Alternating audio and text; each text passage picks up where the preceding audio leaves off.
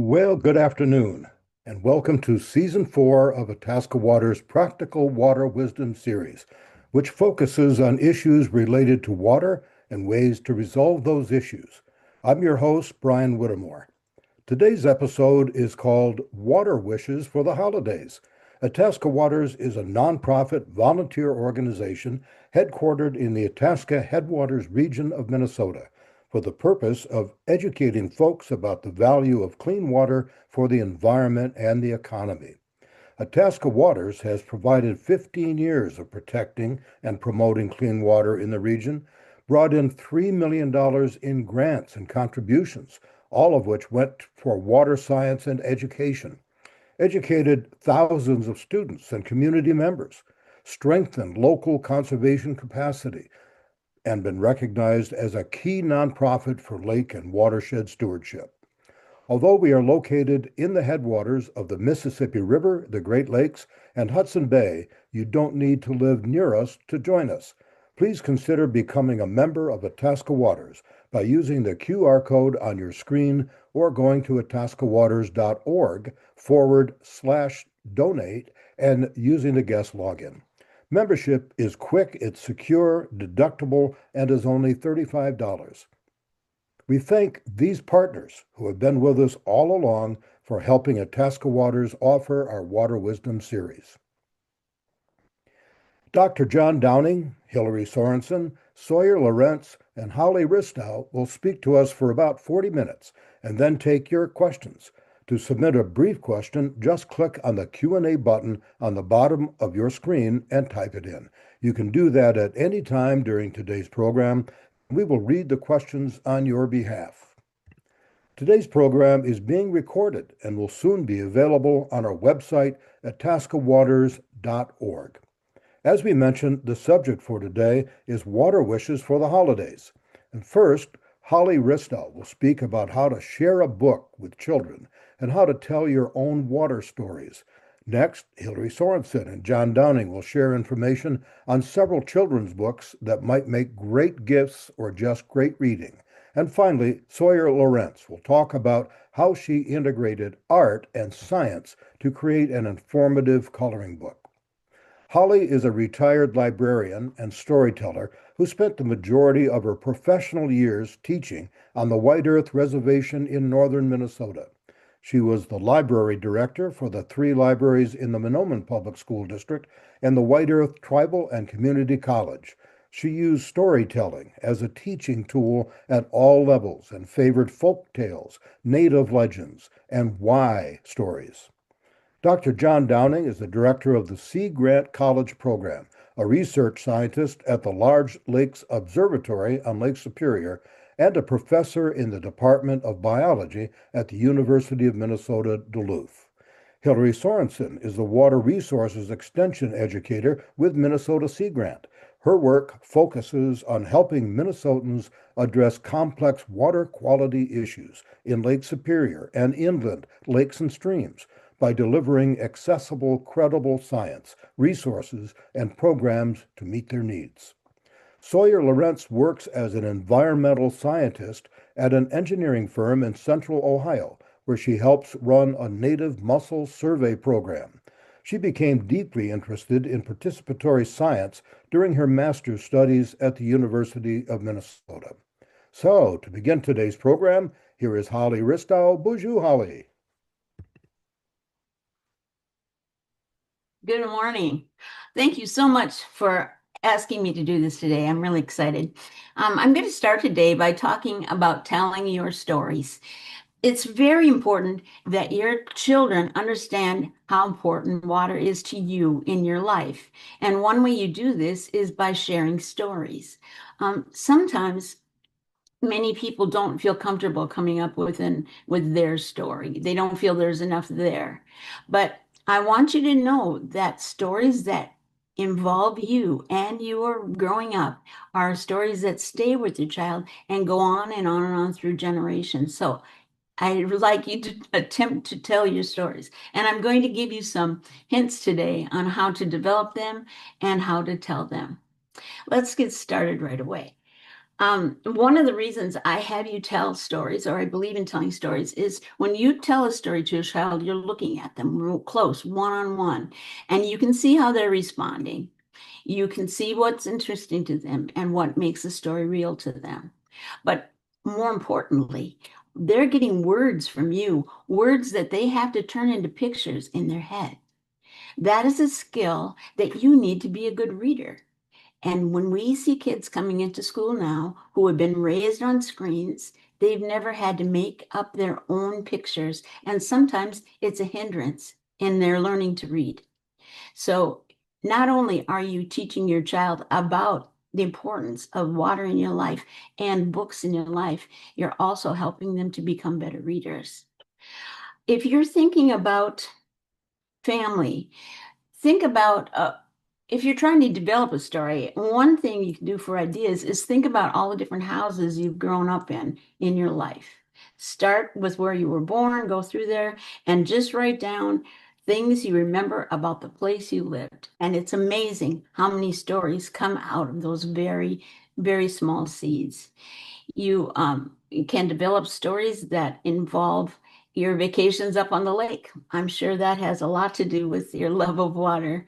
Um, I'm sorry. Um, you can you should get this all written out, and then you should practice a little. When you're telling stories, watch the child and make sure they're with you and answer their questions as you go along. Practice telling that story until you feel comfortable, and you should probably tell it at family gatherings like Thanksgiving and get someone else's take on it and see if they remember the things the same way you do. Um, there are so many videos on the internet right now. If you go on and look for a video that just look under telling family stories, and they'll have lots of good ideas for you and what to tell and how to tell it effectively.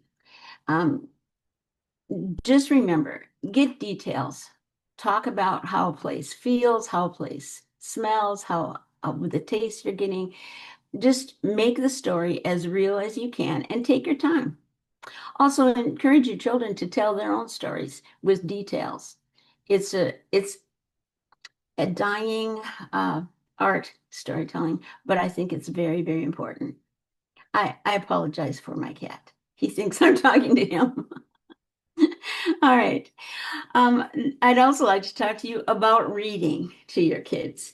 Now, I know you all know how to read. I don't mean to be insulting, but there are some tricks of the trade I've learned over the years that make it a more successful thing.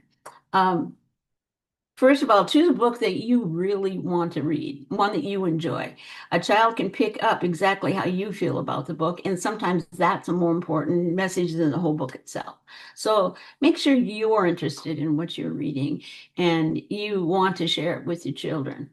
Um, Different things you can do to change, especially like if you're reading fiction, um, you can change how it sounds with just pauses and your pacing, watch your pacing. You can change voice. You don't have to have a specific voice for every character, but you can change um, you can change little things like uh, how you pronounce words, things like that. I'll demonstrate that for you in a few minutes. Um, if you notice that you're losing your child's attention, talk softer. As soon as you start lowering your volume, your child pays closer attention. Um, as kids age, have them read, you read a page, they read a page, and discuss them. It's also a skill for a child for you and your child to make predictions. What's going to happen next? I'm going to read a little bit from a fiction story so that you can see what I mean by some of these things. The book that I'm going to read from is called Granddaddy's Place, and it's a story about a little girl who goes to her granddaddy's place up on a river, and she has never been there before. She's scared of everything. And this is just the short chapter on the day they went fishing. When you share a book with a child, make sure you go over the pictures. Sometimes the pictures are just as important as the words that you're reading. The next day, Granddaddy and Janetta went fishing. Janetta had never been fishing before. She didn't like it when Granddaddy put a worm on the hook. Does that hurt him? She asked. I'll ask him, said Granddaddy. Okay. Granddaddy sounds more secure, and Janetta doesn't. Those are just minor changes, and yet kids pick up on them. I'll ask him, said Granddaddy. He held the worm up to the front of his face. Worm, how do you feel about this hook? He asked. He held the worm up to his ear and listened. Then he said to Janetta, oh, it's all right. That worm says there's nothing he'd rather do than fish. I want to hear him say that, Janetta said. She took the worm and held it up to her ear. He's not saying anything, she said. That worm is shy, said Granddaddy. But I know he just can't wait to go fishing. Granddaddy threw the line in the water. It wasn't long before he caught a fish. Then he gave Janetta the pole so that she could try. She threw the line in, and before long she had a fish.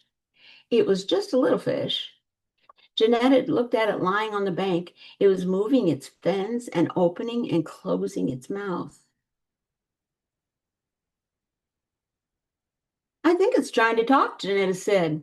It may be at that, said Granddaddy. He held the fish up to his ear. It says, cook me with plenty of cornmeal, said Granddaddy. I want to hear it say that, said Janetta. Can you understand fish talk? Asked Granddaddy. I don't know, said Janetta. Well, all that fish can talk is fish talk, said Granddaddy. Janetta held the fish up to her ear and listened. It says, throw me back, Janetta said. Granddaddy looked surprised. Is that a fact? He asked. Clear as anything, said Janetta. Well, then I guess you better throw him back, said Granddaddy. Janetta dropped the little fish into the water and watched it swim away. Granddaddy threw the line back in and began to fish again. I never saw anybody learn fish talk so fast, he said. I'm going to learn worm talk next, said Janetta. So this is a sample of a fictional story that involves fishing, involves the importance of fishing, but also the communication between those two. And I hope you notice how I pause at certain times. I pace myself, and you may not believe it, but I was saying to myself, read slower, read slower, read slower, because you tend to read a little faster than you should when you're reading aloud. And I'm as guilty as anybody else. Reading nonfiction to your kids is a little different. This is one of my favorite water books. It's called A Deep Dive of Discovery, and it's perfect for before bed because of the way it's set up. It's nonfiction. It's got table of contents just like any other nonfiction book. There's a two-page spread that kind of gives an introduction. Then there's details about water. It's talking all about interesting facts about the water, all around the world. There's things you can look into, peek into. But it makes the facts very interesting. You're following this guy through the book. And then there's a story, a folktale that talks about water in different parts of the world. So that would be just a nice session for one night before bed. Then the next night you could start with the next section. Talk about water across the world, notice the foldouts. Having children interact with books is really fun too. And then we had another story too. The stories aren't this often throughout the book, but they sure give you a good idea of what's happening throughout, or stories from throughout the world. Another nonfiction book that I highly recommend is You Wouldn't Want to Live Without Clean Water. It's by Roger Canavan, and he has a whole series. Illustrated by David and Antrim, and you'll recognize his. Once you've seen one of his books, you can recognize them anywhere. Here it has a timeline. It talks about the water cycle. But what I like about it is Wonderful, wonderful facts. It starts with a question, where does water come from? And then it talks about all the different ways that we get water and of course the water cycle. It talks about the journey of water all the way through the cycle on this page. On this page, how long could you go without water? That's a practical question that kids have. And it talks about all the importance of water in your life and your body. How does clean water keep you healthy? Makes you think about all the different ways that water is used. And these, again, are two-page spreads that cover the topic in 2 pages. It's an easy read before bed. You can stop at any time and you're not going to lose your place. Again, I really highly recommend both of those books. So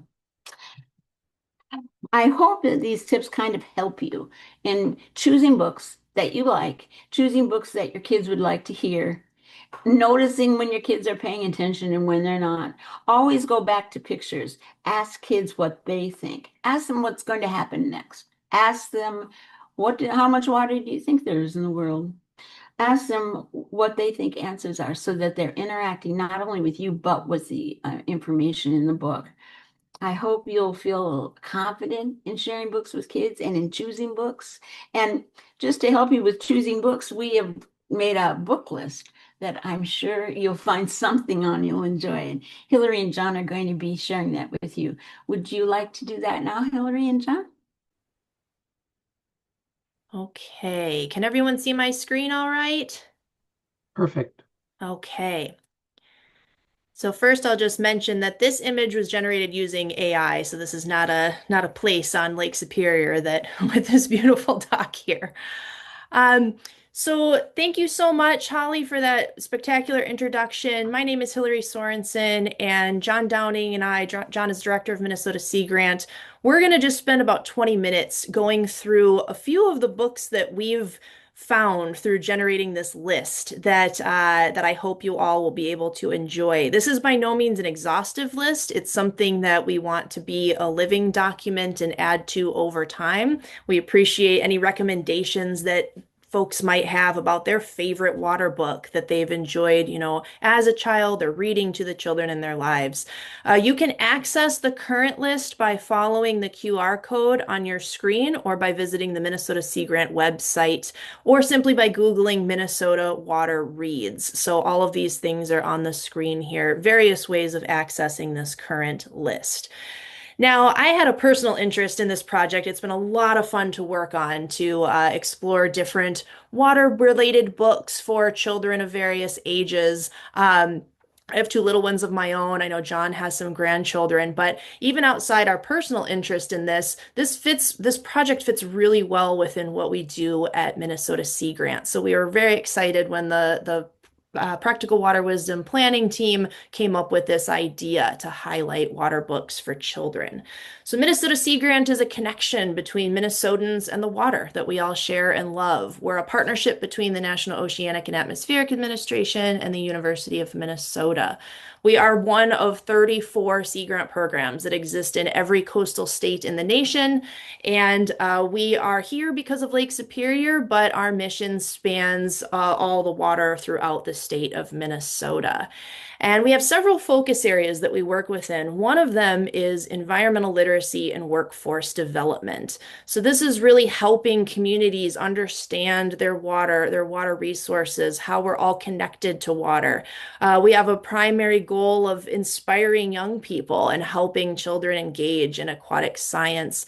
And as Holly just said so eloquently, there's a real power in storytelling. So reading to children really matters, and it's just been, again, a ton of fun curating this list. So we have 4 different reading level categories that we're going to go through. We cannot go through every single book on this list, unfortunately. So we're just going to pick a few samples from each category to share with you. I'm going to kick things off with going through the books for really the youngest ages. I'm going to start with picture books, 0 to 8, recommended for ages 0 to 8. John and I will just talk about a few of these, and then we'll move on to the next category. So the first first book we wanted to highlight is Lake Life with You. This is by Cindy Jin, and it's a really sweet board book. It's family centered. It's celebrating the simple pleasures of a day at the lake. It includes activities from, watching the sunrise, swimming, hiking, feeding ducks, and going on nature walks. And it's not only a celebration of a day at the lake and enjoying the lake, but also enjoying it with family and the people in your life. John, do you have anything you want to share with Yeah, this book? you're right, Hilarie. Lake Life with You is a terrific little book. It's really great. And, one of the other things I like about it is it models really good safety behavior. It has them wearing PFDs whenever they're around the water, and that's important. Safety never takes a day off. It's a relaxed little book, really pleasant. Yeah, we've really enjoyed reading this one with my 3-year-old. So she particularly likes this book. The second book we wanted to highlight in this reading level is called My Lake Baby, and this is by Rose Rosner. And this is for, I would say, the younger part of this category, so maybe the 0 to 3-year-olds. It's just a really sweet introduction to various activities that we do around the lake. Again, kind of building sandcastles, fishing off the dock, roasting s'mores, so something that the really young kiddos can directly visualize and engage with. And it's got really sweet illustrations of baby animals, and it's another just fun one to read with the particularly young people. Sure, Hilarie. My Lake Baby is a neat little book, too. It's a kind of really cheerful book. And he uses animals as in sort of human roles, and it's sometimes easier for kids to relate to than looking at themselves and not seeing themselves in the human forms that are illustrated. Yeah, that's another one we've enjoyed for the youngers. And then the third book in this reading level is called Water. This is by Carol Lawrence, and it explores just the many aspects of water, including its states, the roles it plays in weather, its significance to life. It's part of this Baby Explorer series. So there are a bunch of these books that come in here, and it's very simple, and it's again a great way to engage the really young kiddos in an introduction to water. There's so many books titled Water, but this is a terrific one. It actually teaches the hydrologic cycle to little kids, and does that in very few pages, and remarkably even talks about groundwater, which is a resource that tons of adults don't know anything about. All right. Now, again, I mentioned we're not able to go through all the books in this category, but we just wanted to show you some of the other books that are on our list for these ages 0 to 8. This is a collage of 8 children's book covers themed around lakes and the Great Lakes region. The titles include books from the Good Night series, including Good Night Great Lakes, Good Night Lake, Good Night Loons, all by Adam Gamble. Good Night Loon is by Abe Sewer, and it's a silly parody of the Good Night Moon, the classic Good Night Moon book. That one's quite funny for folks, especially who live throughout Minnesota. There's a lot of little, hidden jokes in there. Great Lakes All Aboard by Kevin and Haley Myers is a seek and find book. Great Lakes by Kimberly Valzania. Hushabye Night, Good Night Lake Superior by Thelma Godin and Katie Eberts, and Lake Mamas and Babies. So these are just a few other examples from that list. And then finally, here's another grouping of books for that ages 0 to 8. Little Loon Finds His Voice by Yvonne Pearson. These were some of John and my's favorites. These were brought to us by Holly. These are a series by John Owens, and they're the Up North series. So one spring up north, one summer up north, one winter up north. They have no words in these books. They're just pictures, and they explore the Boundary Waters canoe area through these different seasons, and they're just fantastic. Again, it's really nice to actually have books with no words in them.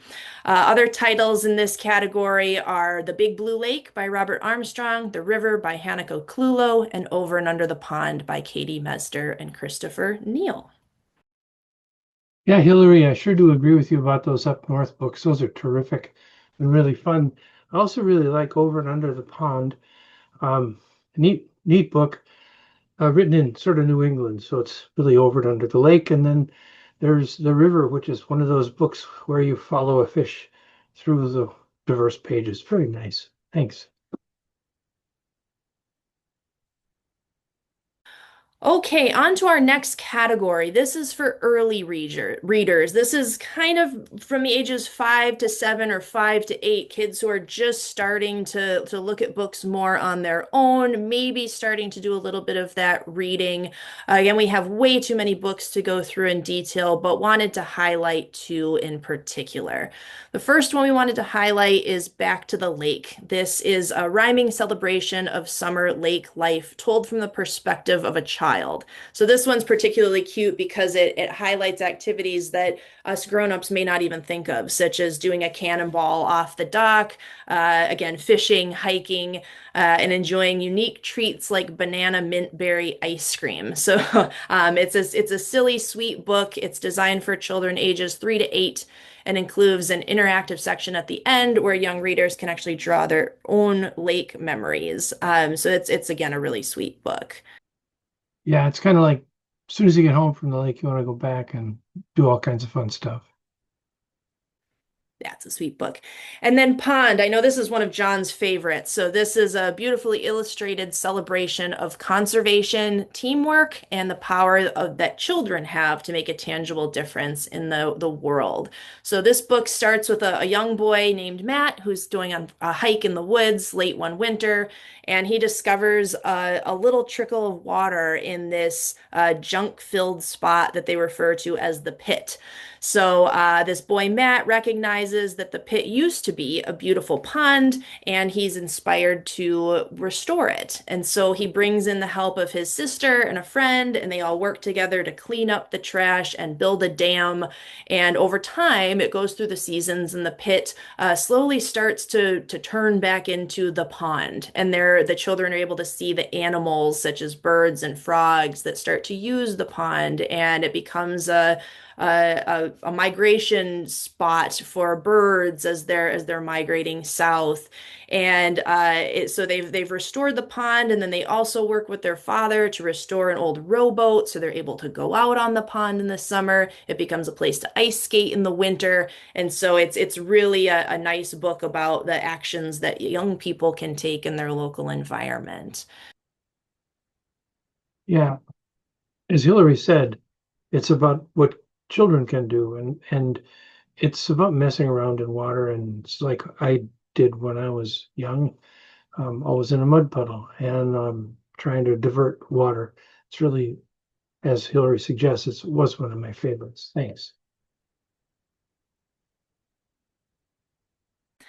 All right, thank you. So, again, just some other titles in this early reader category. We have Agent H2O Rides the Water Cycle by Rita Goldner, All the Water in the World by George Ella Lyon, Far, Far Away by Molly Beth Griffin, Magic in a Drop of Water by Julie Winterbottom, Morning on the Lake by Jan Bordeaux, Our Lake by Angie King, Ring Makes Applesauce by Julian Shear, and The Spooky Lakes Coloring Book by Geo Rutherford. And a few more in this category, The Lake I Love by Ed Shankman, The Magic School Bus Wet All Over by Patricia Ralph, The Water Walker by Joanne Robertson, Water, this is the one that Holly talked about and showed us a few pages. This is by Frank Ash, really beautiful illustrations. There's another book called Water by Seymour Simon, Water, A Deep Dive of Discovery by Christy Mihaly, and We Are Water Protectors by Carol Lindstrom. Oh, and the other book that Holly mentioned, You Wouldn't Want to Live Without Clean Water by Roger Canavan. Okay, John, I'll pass things over to you to kick us off with the middle grades. Yeah, thank you so much, Hilarie. I really appreciate the overview of all those great books. And we'll start now with the middle grades, and most of those cover children ages about 8 through 12. And the first book is actually 3 books that I want to talk about, and they're all part of the Water Habitats series. And these books are Lakes and Ponds by Johanna Haney. And then there's also Rivers and Streams by Rebecca Siegel and Marshes and Swamps by J.K. O'Sullivan. These are really great books for parents and grandparents to build understanding of water through a whole bunch of hands-on activities that they call science projects. Some are science, some are not, some are, but they're all really interesting and give you a place to start in building sort of hands-on interaction with water resources. It's part of a series of books, and there are several others in that series. The Lakes and Ponds book actually goes through a lot of aspects, including lake formation, stratification, fish, the diverse flora and fauna of lakes. Also talks about why lakes are important and introduces the water cycle, as many of the books do. There's a small digression into the scientific method and how to sample things, which is really interesting and a bit advanced, but really quite approachable.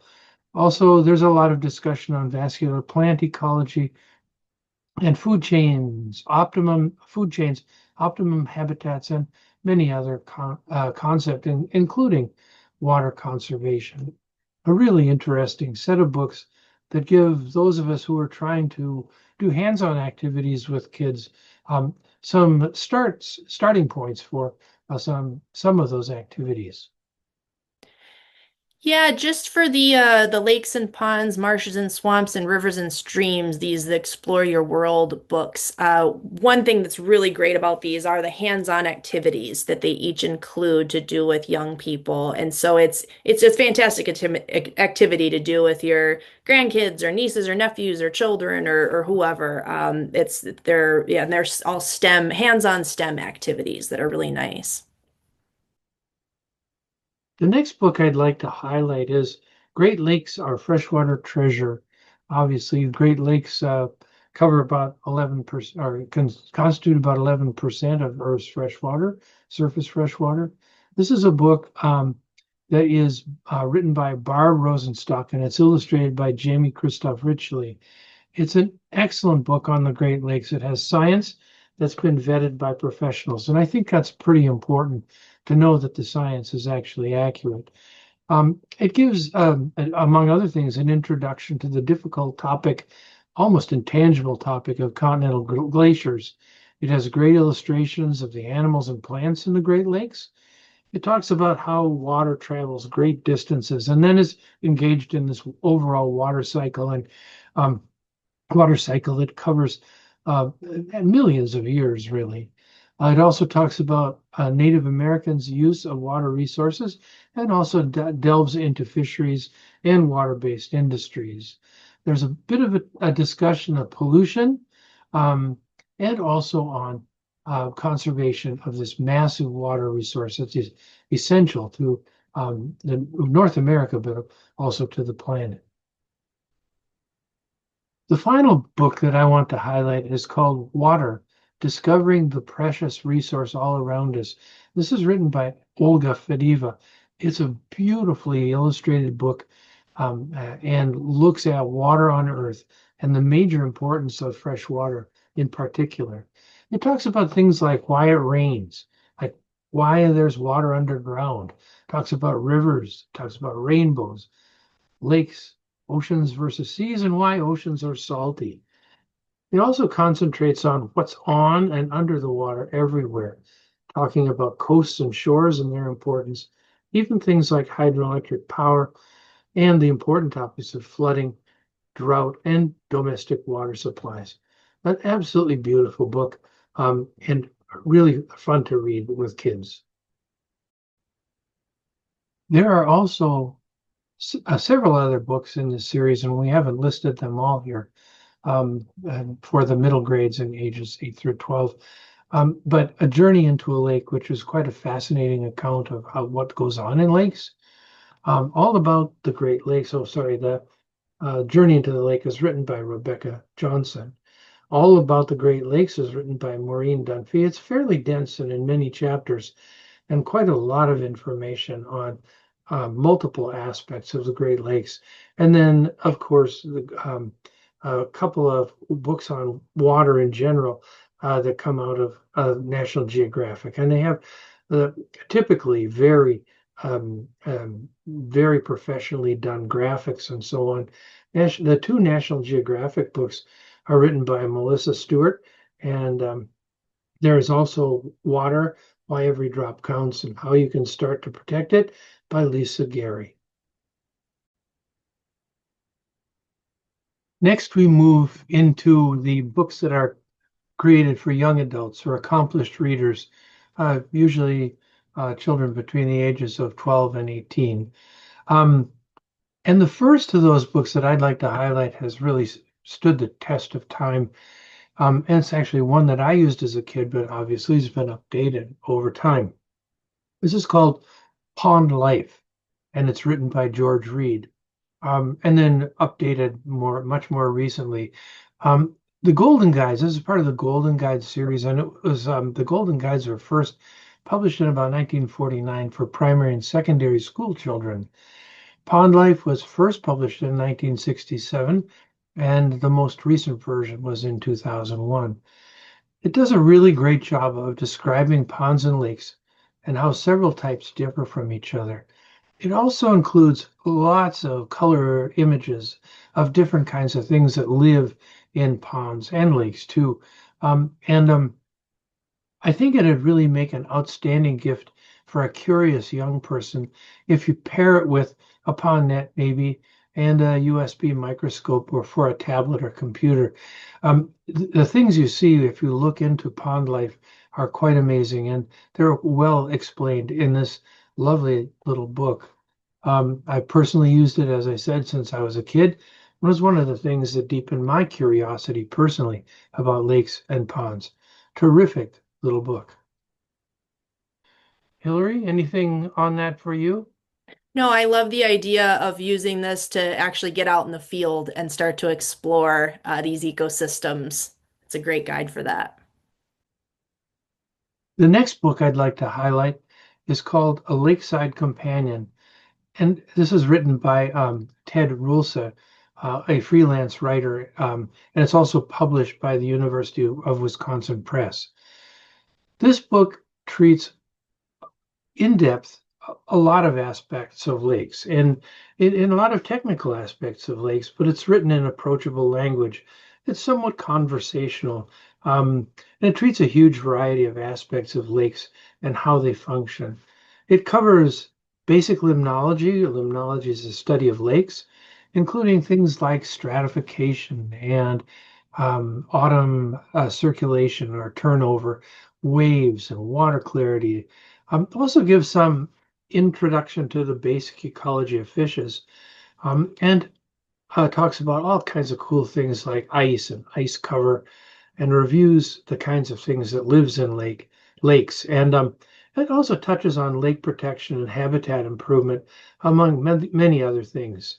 It's enjoyable for reading by motivated and interested people of all ages who live around lakes or appreciate them.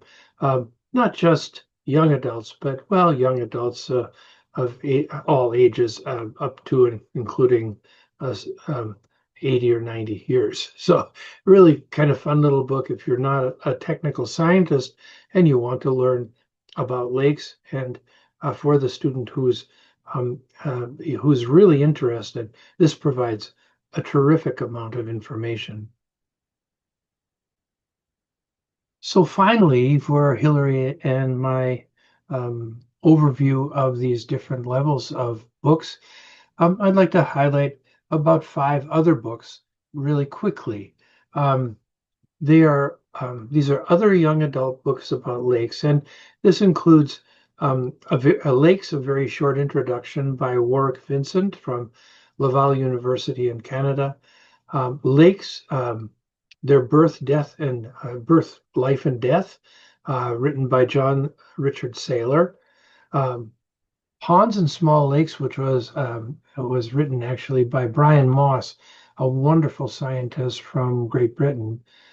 There's also a book called 25 Spooky Lakes, 25 Strange and Mysterious Lakes That Dot Our Planet. This is written by Geo Rutherford and comes actually out of sort of a condensate of Instagram posts over time. And also there's a companion coloring book that goes with this that Hilarie highlighted earlier. And finally, The Root Beer Lady, the story of Dorothy Moulter, which is written by Bob Carey. And this is a terrific book with lots of interesting stories about boundary waters and how Dorothy Moulter lived there for years and years after coming there from the big city, basically. 5 other really interesting books. So over to you, Hilarie. So that's pretty much what we had in terms of going through this list again very, very quickly. If you would like to access the full list and do a little deeper dive on this, please do follow the QR code or go to the Minnesota Sea Grant website at seagrant.umn.edu or just Google Minnesota Water Reads. All of those methods should bring you to this list. And again, we're interested in recommendations. So if you all have a book that we didn't include here or one that you think would be a really great addition, please do contact us. John and I can both be contacted through the Minnesota Sea Grant website as well. And so at this point, I think we're going to hand things over to Sawyer Lorentz, who has this aquatic invasive species coloring book that she'd like to talk to us to for a little bit, and then we'll pass things over for some Q&A at the end. And Sawyer, take it away. Thank you, Hilarie. Yeah, I'm excited to be here today to talk about a coloring book. There we go. So this is the coloring book.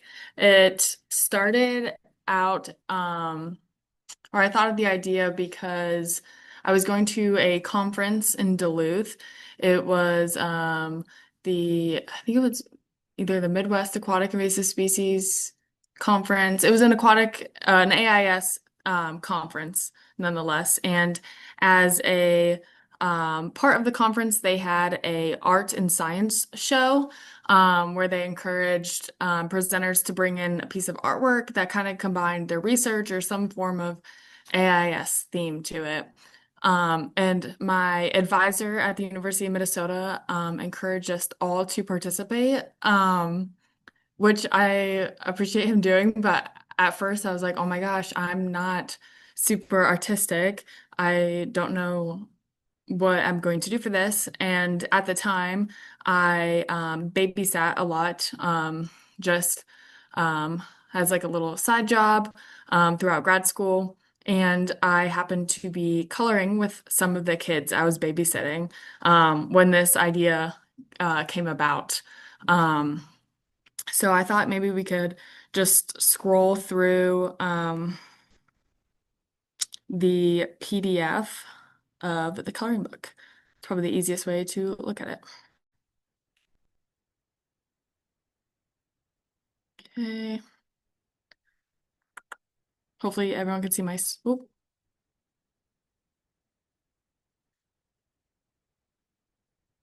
Hopefully everyone can see my screen.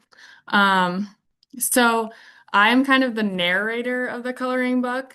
So I have this little cartoon version of me that walks the kids through the story. So I feel like it could be like for like kids a little bit older than the coloring age because there is like some more text to it.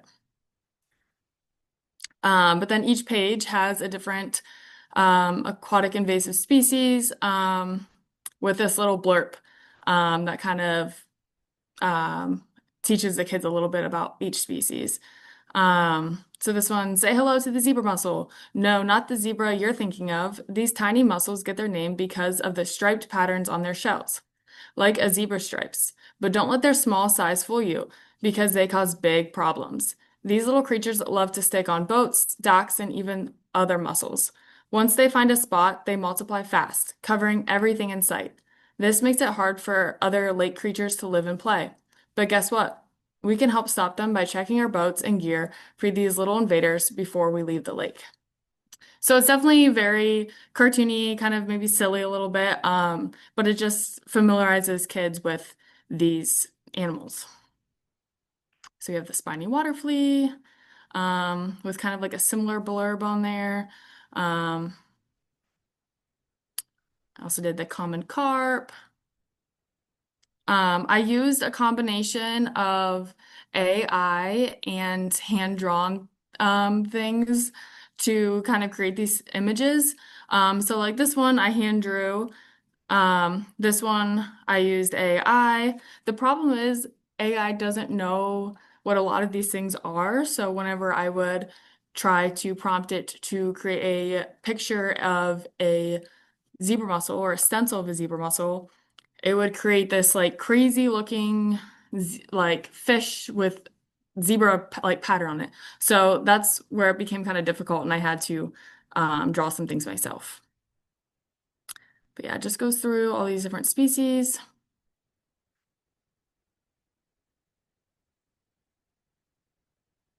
Got some plants.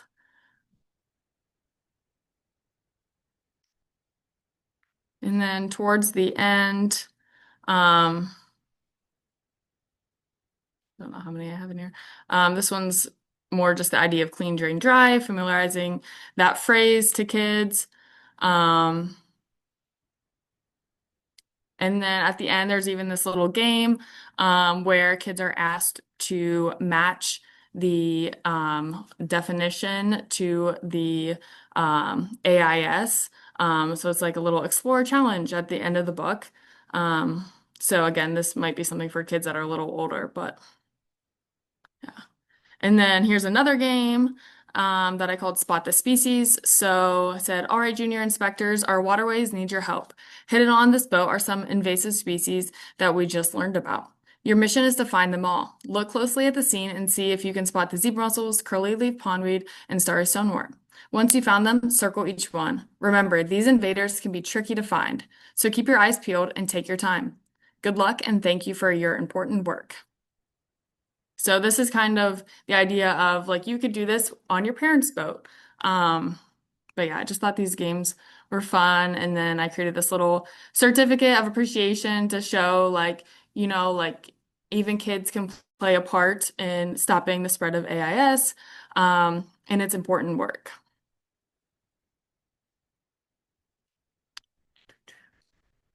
But yeah, that's my coloring book.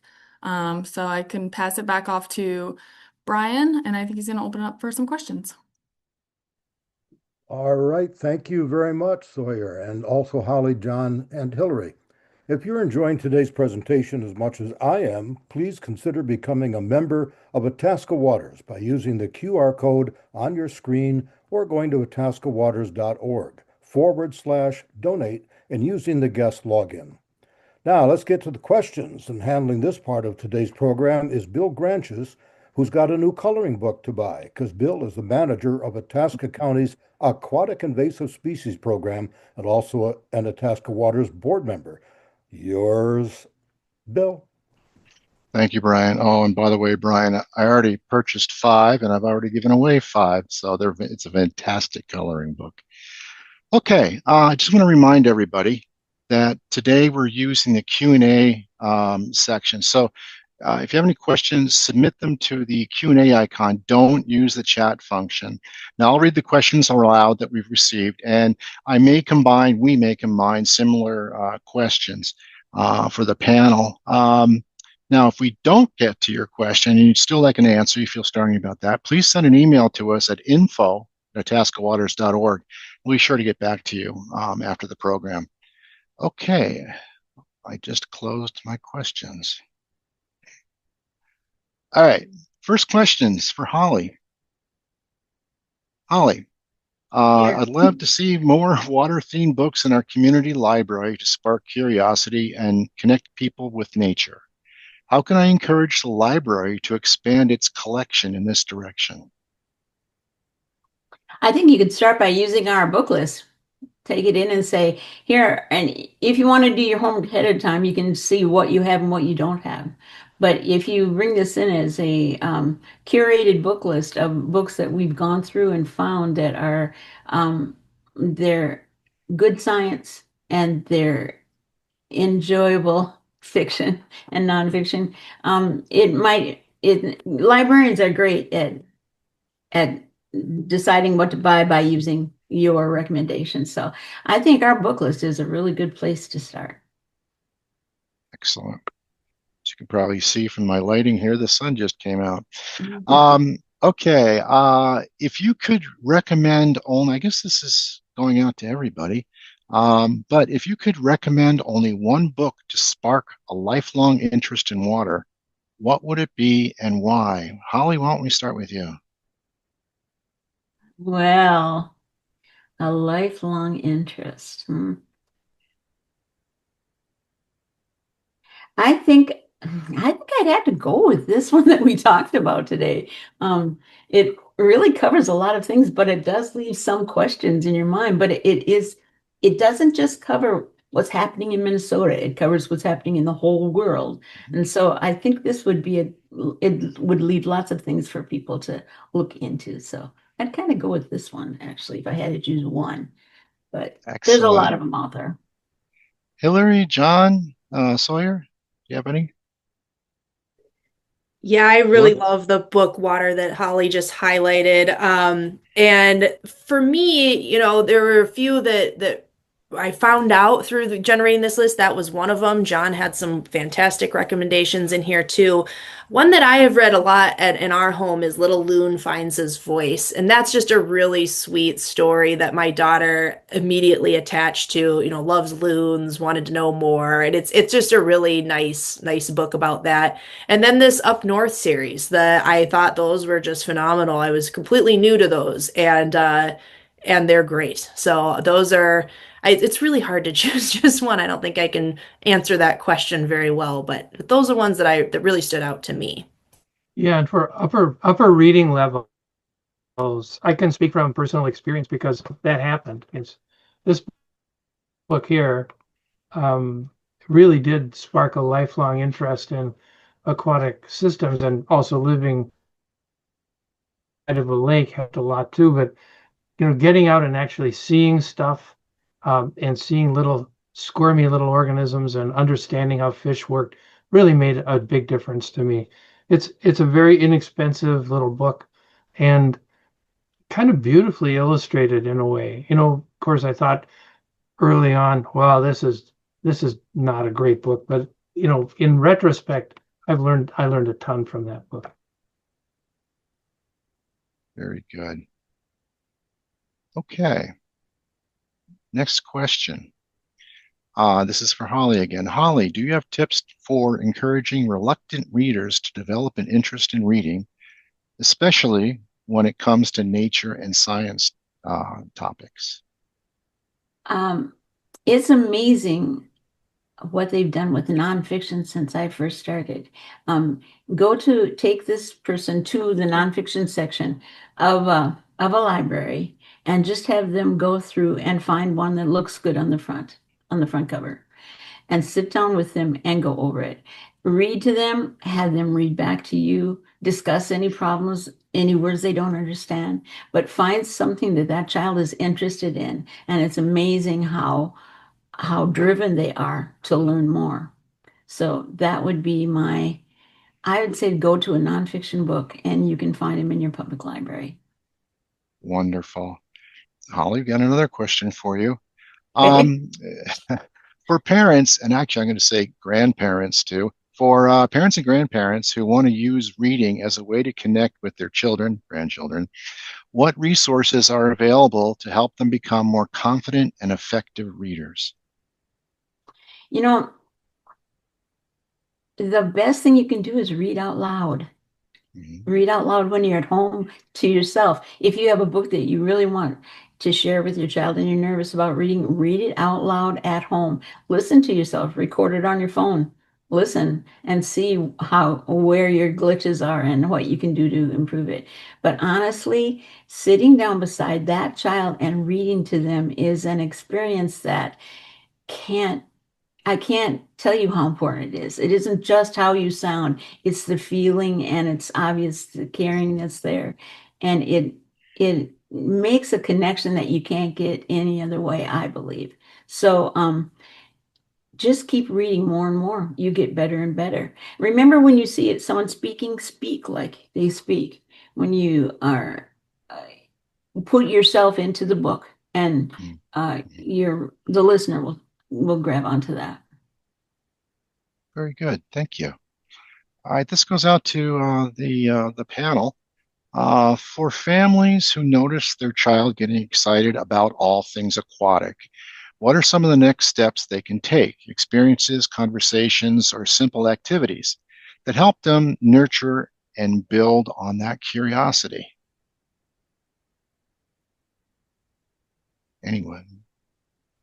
Well, I think the lakes and ponds and marshes and swamps and rivers and streams series gives a whole bunch of hints on how to get a hands-on experience with an aquatic system. I mean, you look at it, you appreciate it, it's beautiful, it feels good to swim in, but what's going on in that water?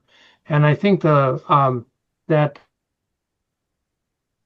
series of books that we highlighted, they work really hard to do that. And some of the activities are better than others, but they are all given opportunity to have hands-on, touch it, and understand it kind of sense. And so I think those are really good ones. Any with the that have the multiple activities in them are give a good hint. I mean, thinking this stuff up on the fly as a parent or grandparent is a little hard because you're already tired, etc. But you know, having a book that gives you some hints on how to do this is really helpful, I think. I don't know, Hilarie or Holly or Sawyer, thoughts? Yeah, what we do with my 3-year-old is we just kind of go outside and we narrate with her what we're seeing. So we'll go for a walk and or we do those little scavenger hunt cards. Can you find a colorful leaf or an acorn, or depending on the season, or if you're down by the stream, just having her poke around and kind of talk about what she's seeing and what what her perspective is on that, and you get some really good information actually. So we've taken a less curated approach and just kind of walk around and say what we're observing together. Yeah, Hilarie, I think that's really similar to what I'm thinking. It's getting tactily involved in water that you're learning about. I spent all my time as a young kid rerouting mud puddles and stuff. I mean, I was a nightmare for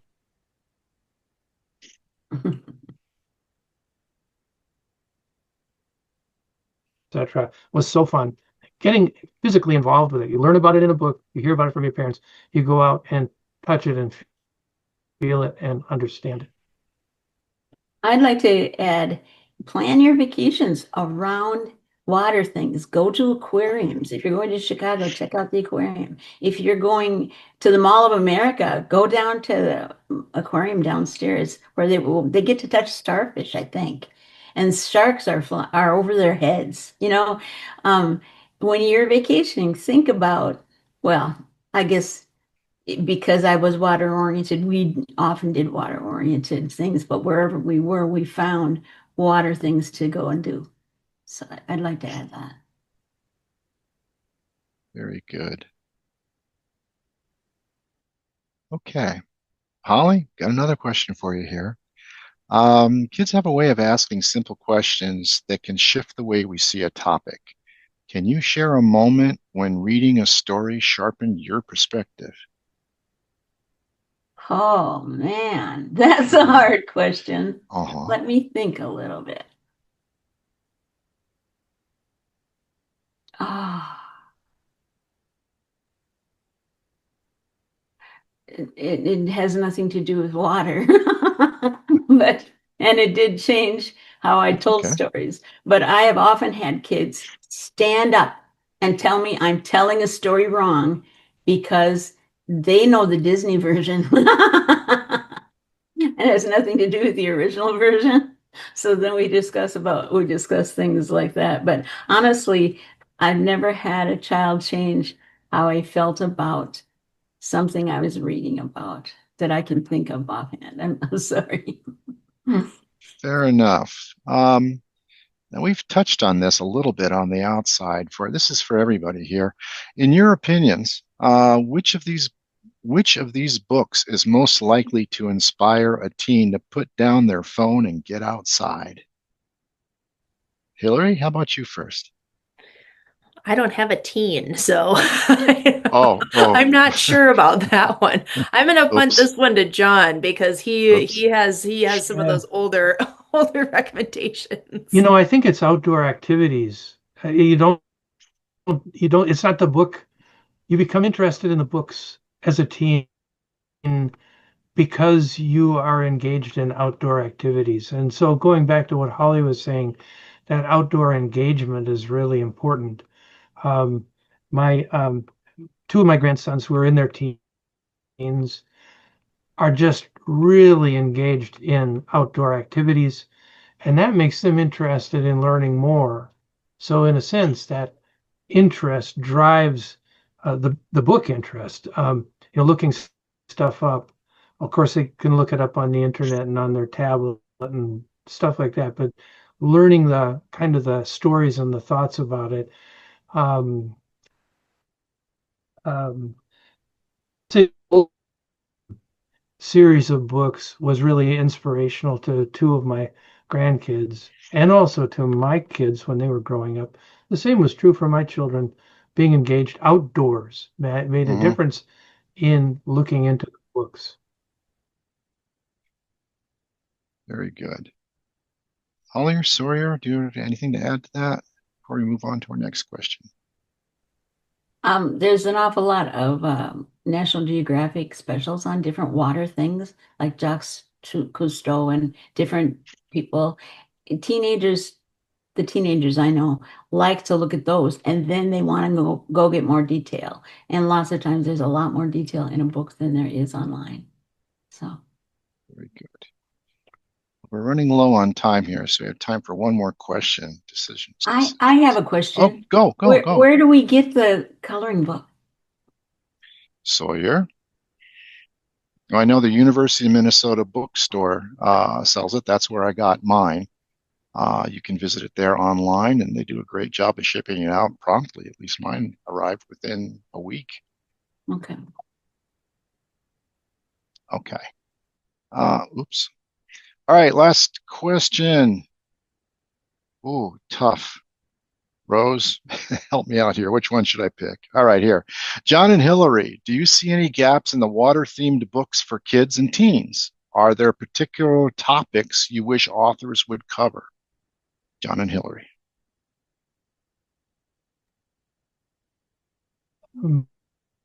Of course, as a scientist, I like to see science in the books, right?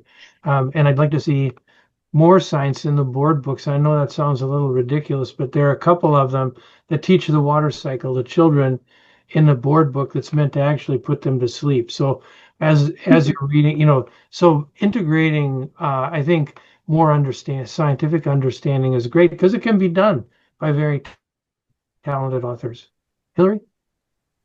Yeah, I agree with John completely on that one. Just from my own experience, I came up in the marine environment. So I went marine biology first and then came back to freshwater. So it's nice to see how much there really is about freshwater, but I'd still like to see more, just to let kids know that it's not all dolphins and whales. There are a lot of really great freshwater ecosystems and environments to explore and things like that. So that's one that I would say. And there are a lot, but I think there could be more too.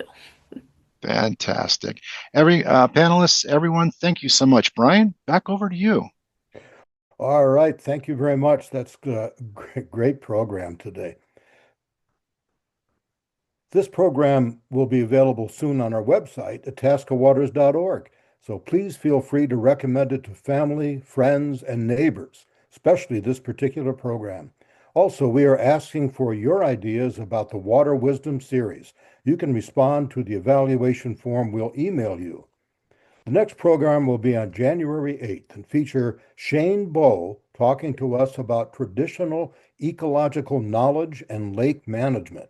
You can register for free on itascawaters.org. There is a wonderful array of topics during the 2026 season, so please feel free to register for any or all of them. And while you're on the website, please consider becoming a member at itascawaters.org/donate or follow the QR code on screen. Thanks for being with us today. I'm Brian Whittemore.